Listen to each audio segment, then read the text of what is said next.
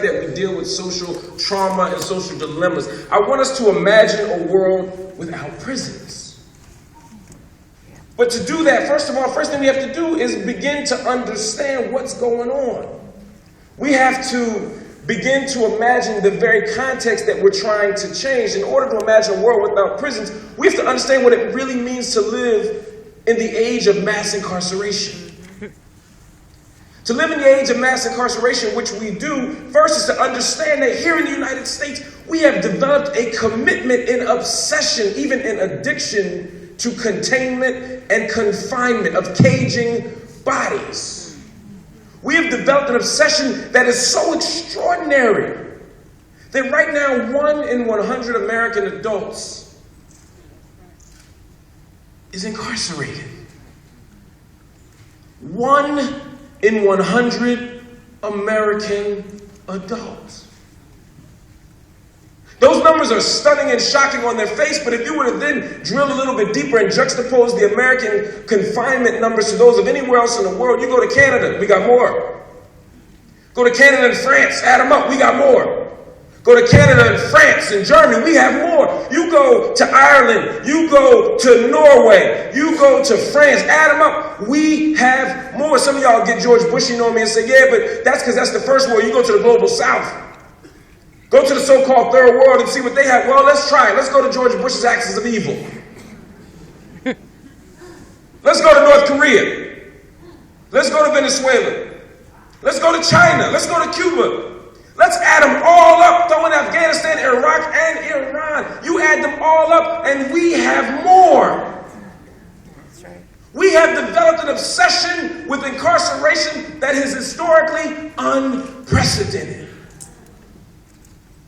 And then when you add that elephant in the room of race, the numbers become even more stark. You look up and you say, wait a minute, 1 in 3 black men between 20 and 29 on parole, probation, or incarcerated. Black women, the fastest growing population of incarcerated bodies. You say, wait a minute. Latinos, the numbers are not very, very different from black bodies. 1 in 5 between those 20-year-old age brackets. We have obsessed with incarcerating our citizens. That's what it means to live in the age of incarceration. To live in the age of incarceration is not just to incarcerate lots of people, but it's to develop a logic that says that incarceration is the answer. Over the last 30 years, we have shrunk the state. Well, in some ways we shrunk the state, right? Military keeps getting bigger. Welfare checks for corporations keep getting fatter. But we shrunk the state in ways that divest from the people that need it the most, and incarceration has become the replacement for social investment. In the 1980s, Ronald Reagan took out community-based funds for mental illness. So people who were getting mental health treatment in 1980, by 1985, were on the street. And then we made it illegal to be on the street. You go to New York, you go to Philadelphia, you even go to less relevant towns like Connecticut, and what you see is what? I'm just saying. You go to those towns, and you see social laws. You see state-level laws that are ostensibly designed to clean up the neighborhoods. So people who were in mental illness facilities are now on the street, and now we develop anti-loitering laws, anti-vagrancy laws, anti-panhandling laws. We basically made it illegal to be homeless. People who are needing medical assistance for mental illness are now on the street, and they're forced to self-medicate through drugs which we made illegal. And then magically at the very same time, crack hits the streets. So people who need to self-medicate now have a cheap synthetic drug, and then we prosecute a war on those very drugs. We prosecute a war on drugs that made drugs cheaper, easier to get, and stronger than ever. We lost. And we always will, brother. So we got people on the street, homeless, drug addicted, and we've criminalized all of it. And then we put them in the prison without any mental facilities, without any substantive medical help, We subject them to more trauma. We develop no mechanism to protect men or women from sexual abuse, and then they come out more damaged, still drug addicted, and with a criminal record. And as Michelle Alexander pointed to us in her masterful book, we realize that once you get out, things are even worse because you can't get a job, you can't get public assistance, you can't get credit, you can't vote in many states, so you become a second-class citizen. We have created a context of incarceration, and it's become normal.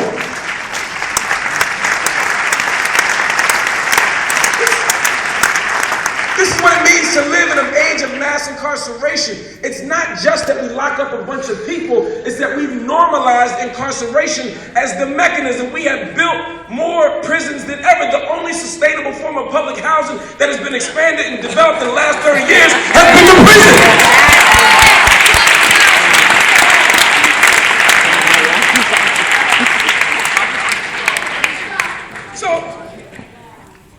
We do all this stuff, y'all. This is the age of incarceration. And then against our young people, we prosecuted the war even tighter. Here in New York, we got curfew laws. We have stop and frisk. Yes.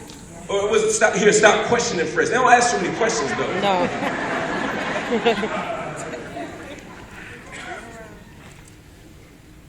We have developed civil injunctions against gangs on the West Coast and in the South. So that even the hint or suspicion that you might know somebody who's gang affiliated puts you on a list, which makes it difficult to access public resources. It criminalizes you and you don't even know about it. So through public laws that make it illegal to stand on the corner, illegal to be on the subway, stop and frisk, and then you add to that these curfews, we have literally made it illegal to be young and black and outside. This is the real concept. And then we walk into these schools, which have become even more criminalized than ever. Go to PS anything. Then go to school in North Philly. Then go to school in Houston. Then go to school in New Orleans. Go to school in Watts. Travel around this country and look at lines of young, innocent, black and brown and poor white people trying to get into school, and it takes them 20 minutes to get into their school buildings because they have to navigate an infrastructure of containment, an infrastructure of surveillance. They walk through and they're being scanned. They walk through the school building and they're being searched. There's metal detectors on the walls, and in the middle of the building there's surveillance cameras staring down at them. We spent more money on surveillance equipment in schools than in prisons over the last 5 years. We have a parole officer, a probation officer, a school officer, a real police officer. They're all there watching us, surveilling us, dogs sniffing between our children's legs, people digging in our lockers, searching us, and it takes us 20 minutes to get into the school because of all that surveillance, and when we finally get into the school, ain't nobody stopping us from leaving. Wow. Think about it.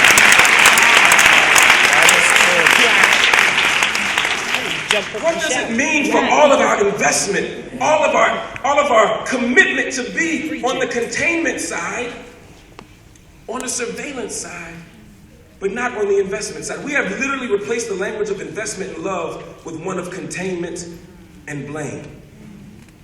That's what it means to live in the age of incarceration. It means that we've normalized the social misery of the most marginal folk. It means that we've normalized replacing medical treatment for drugs with incarceration. We've normalized treating poverty with prison rather than a social state. And then what we've done is it's even worse, and this is important, y'all. We have created a public animus against the public. We have literally decided that anything public except for prison is problematic. How does that happen? Well, we paint the public as black and brown. What they do is they decide that anything that is public is black and brown, so that y'all will vote against it. Anything that's public, we now code as black and brown and poor, so that people, even the people who need it, won't want it. Public housing, black. Never mind the fact that most of the money goes to white folk getting housing subsidies for the suburbs. Public housing becomes black. Public school becomes black. Public transportation becomes black. Public assistance becomes black. Public offices become black. Shit, public intellectuals become black. And as a response to that, we don't want it. want it, the public interest becomes privatized. And that's exactly what has happened in the age of incarceration. We have privatized punishment. And as a result of the privatization of punishment, there's no investment in an alternative. We can't think beyond the bars because the money is in the bars. Gil Scott-Heron said everybody loves peace. The problem is you can't make no money off of it.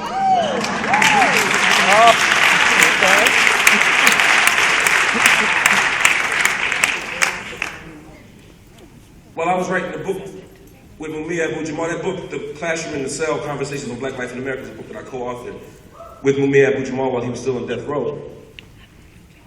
And I remember, and I'm going to take my seat in a second, but I remember being there.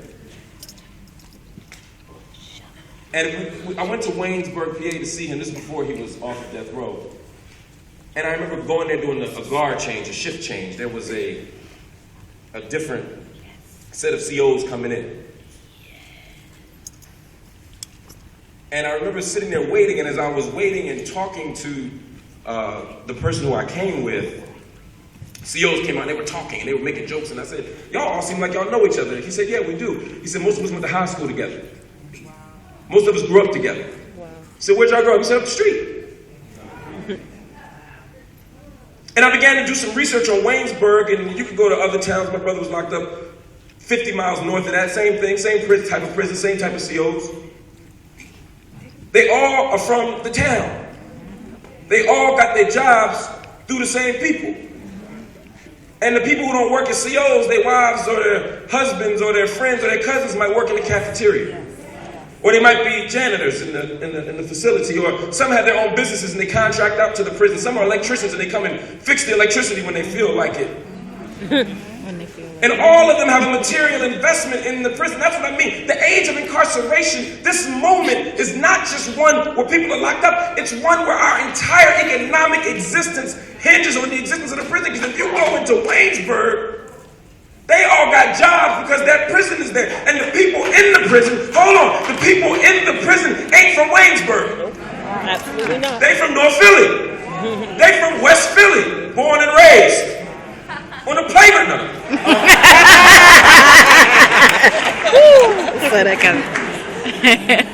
And so these people move from the parts of Pennsylvania to real Pennsylvania. And then they go from these two extremes of Pennsylvania, Philadelphia, and Pittsburgh, and they go to the part of Pennsylvania we call Pennsyltucky, the red part of Pennsylvania. And these five or 10,000 black people, black men mostly, but increasingly black women, now descend into Waynesburg. So now the town of Waynesburg no longer has 5,000 citizens, it has 15,000 citizens. So now because Waynesburg's population has tripled, they get more money. They get more roads. They get more schools. If they get enough people, they even get more congressional representation. And so Waynesburg actually grows and builds and develops on the backs of prisoners who are in that prison and not being represented. This is the reality. So then you get that job as a congressman and an anti-drug bill comes before your presence, or a decarceration initiative comes before your desk, and you have the option to liquidate prison. Your job hinges on you not doing that. The people who voted for you want to keep those jobs. In fact, they might want to create new laws to bolster the prison. And this is the thing y'all got to know. This is not new. Read Frederick Douglass. Read W.E.B. Du Bois. Read about the convict lease system where prisons were gone and we needed to figure out what to do with these people. So they gave them to former planters and former plantation owners and other private interests, and suddenly they found jobs for them and they had no regard for their well-being. And suddenly when they realized they could make money off these prisoners, crime increased. They found more prisoners. This is the problem with the notion of late capitalism, which allows us to believe that private is okay. We watched an entire town wash away in New Orleans, and we did nothing because they were poor and black and disposable. 3 months later, we saw people's houses catch on fire in California, and what did we do? Those rich, wealthy homes got put out real quick. They took people out of prison and let them put out the fire. That's right. That's right. Yep. Chris Rock said they put it out with Katrina water.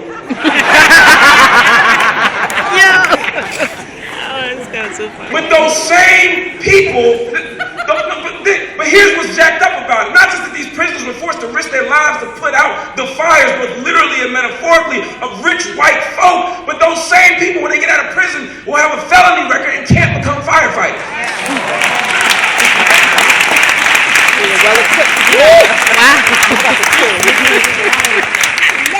This is the age of incarceration. This is the reality that we face. I can talk on and on, but I won't. I'll just say that the fundamental question that we have to wrestle with at some point, because at some point we all just preaching to the choir. Although choir needs to be preached to sometime as well. Because we have to figure out, what do we do? What do we do? Well, we have to ask different questions, family. We have to ask different questions. We cannot allow the conversation to continue to just be, why are these people getting locked up? Some of y'all look smart. Y'all go to Columbia. As you begin to deploy your work, and you begin to engage in rigorous and sophisticated sociological analysis or historiographic analysis or some kind of rigorous, thoughtful practice, y'all got to shift your unit of analysis. Stop making studies about driving while black. Stop making movies like New Jersey about driving while black. How about asking the question, not what does it mean to drive while black, but what does it mean to patrol while white? What does it mean to patrol while racist?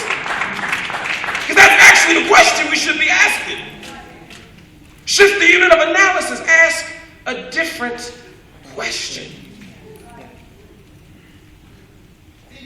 Reimagine these possibilities. Part of what it means when the question comes, what do we do, is to imagine new possibilities.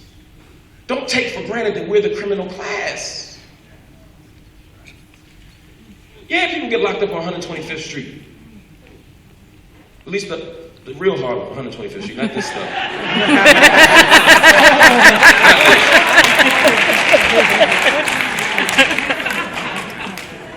But ask yourselves why. Not why did these people. If I teach at this esteemed institution, we could do a raid on this campus right now. How many people will we lock up for after midnight for public drunkenness, public urination, simple possession of marijuana? I could go on. We don't look here. We had some drama at Barnard last year. Y'all ain't heard nothing else about it. There's a reason for that. 80% of New York State prisoners come from 3 counties, and there's a reason why. It ain't because we're more prone to criminality. It ain't because we're worse people. It's not because our children were produced in a net of criminality. It ain't because we're slow runners. We can't run from the cops. It's none of that. It's that we made a decision to target certain populations. Right. People don't commit crimes, they commit acts.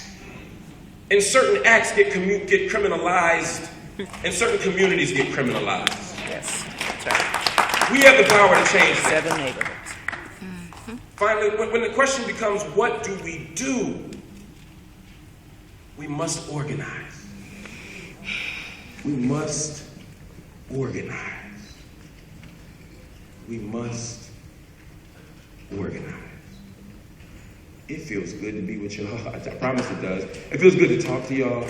It feels good to learn with y'all. It feels good to build with y'all. But when we leave here, all we do is tweet and poke each other, whatever that means.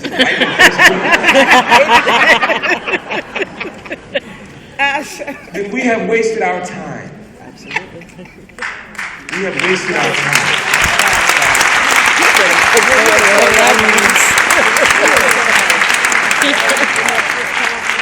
To organize means to grow and build infrastructure. Angela Davis wrote an amazing book, Why Our Prisons Obsolete, but she also helped found critical resistance. Infrastructure movements. We must join organizations. I ain't say start organizations. I said join organizations. That's not to suggest that we don't need to start some organizations. But too often at this moment, we become so divided that we are more prone to start an organization than to fortify the ones we already have and to bring our pieces together for something bigger than us.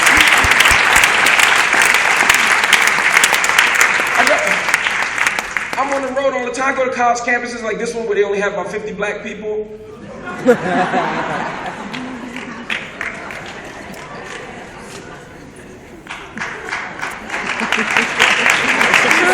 It's 50 black people and 25 organizations. And everybody's president and vice president.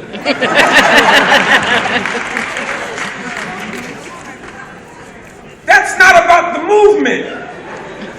That's about you. To organize is to build something that is bigger than you, that has a greater purpose than you, and that might exist with you not in the foreground, but in the background, building and struggling and sacrificing and working.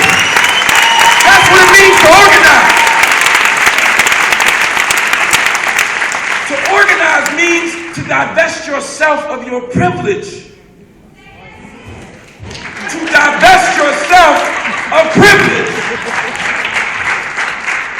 When Du Bois wrote his, I would argue, the most important work of the 20th century, Black Reconstruction, he framed the book in many interesting ways, and it really set the stage for everything from critical whiteness studies to urban sociology to Marxist historiography. But those first 3 chapters are fascinating to me because he dealt with the question of the slave and the white worker and the planter, and he fundamentally was wrestling with the question of why would a white worker side with the planter, the managerial class, as opposed to the slave? Because as long as slaves exist, slave masters don't retire, right? So as long as slaves exist, the white workers will be priced out of the market. Why would you, white worker? Why would you, white worker, want not to end slavery? Because you will never have economic justice as long as this black person is exploited. But he said the reason they do is because they get a type of almost existential pleasure out of siding with whiteness, at closing ranks around whiteness. He said they enjoy the psychic wages of whiteness. The psychic wages of whiteness. To organize in the 21st century, y'all got to divest yourselves of whiteness. We have to end whiteness. We have to destroy whiteness. We ain't got to destroy white people. At least not with the camera on. But we have to destroy whiteness.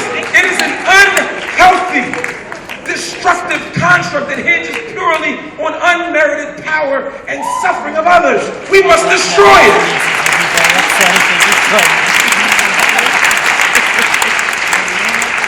We must destroy male privilege. Woo! There can be no movement that is shot through with hypermasculinity. 21st century movement politics has to be different. We cannot shut down the prison as long as we continue to normalize charismatic male leadership. And yes, I see the contradiction to be saying that while I got y'all cheering at a microphone. I get it. But part of what that means is for us to critique and challenge each other and be willing and open to hearing that. We must destroy male privilege. We must destroy whiteness. We must destroy misogyny. We must destroy homophobia. We must destroy heteronormativity. We must do this. We cannot end the prison if we don't kill those isms.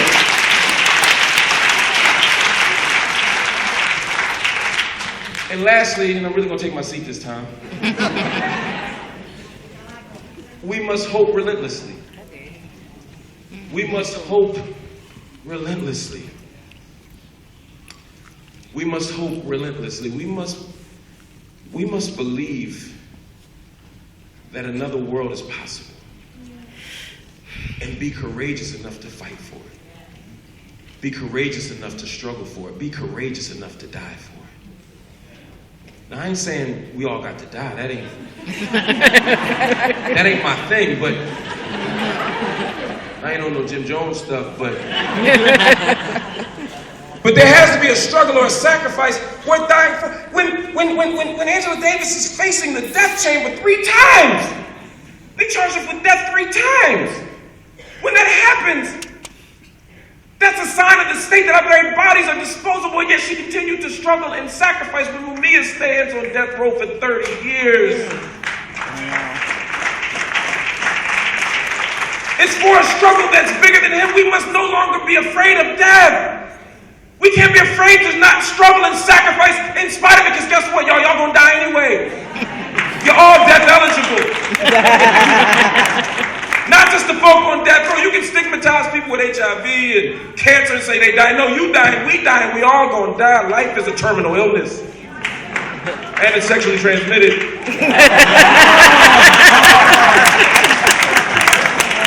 I like that one.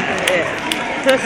So instead of trying to find ways to deny death or God's death, let's find a cause and a commitment worth struggling and dying for. Let's put our bodies on the line for this project of ending prison, of ending mass incarceration, of engaging in excarceration and decarceration.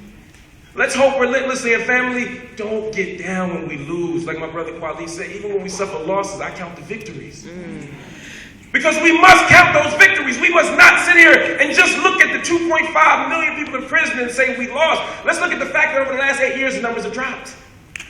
Let's look at the fact that through the work that's being done, people are healed. People are getting protection. People are getting refuge from sexual assault. We are fighting and we are winning. Whenever we fight, we win, but we must continue to struggle and sacrifice against the odds. And some of you are so ideologically pure that you forget the fact that sometimes we win anyway. And when Mumia was taken off the death row, people said it couldn't happen. That's right. There was no evidence that Mumia was going to be off the death row. His appeals were exhausted. That's true. The court said no. The court of public opinion said no. Every law that he showed to show that they were wrong, they ignored. And yet we continue to struggle. Pan Africa continued to struggle. Laura Whitehorn continued to struggle. Sophia Elijah continued to struggle. Millions of people around the world continued to struggle. And in December of 2011, Mumia was moved off of death row. But some of y'all said, no, that ain't enough. Some people, I remember the day Mumia was free, some of us celebrated. I remember Lumumba Mandela called me and we were crying and we were celebrating and we were happy. And some people said, he's not home. This is not a victory. We can't count this. We should reject this. We should not be happy that Mumia is still in the system, even if he's off of death row. And I felt bad for feeling good. And so I went to see Mumia about 2 months later. And I told him what happened. I said, yo, Mu, I said, people are saying that we shouldn't be happy. People are saying this is not a victory. People say that getting off death row doesn't count. Do you know what Mumia said? Let him be on death row. Shit.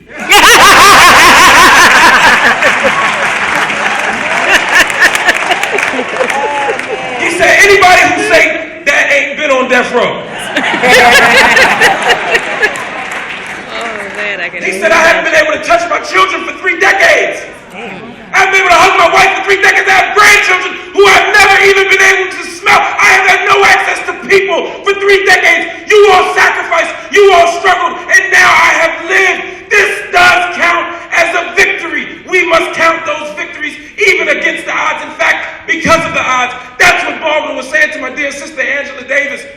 In his letter to her in 1970, he said, those of us who know the truth and do nothing are worse than the murderers hiding our names. Absolutely.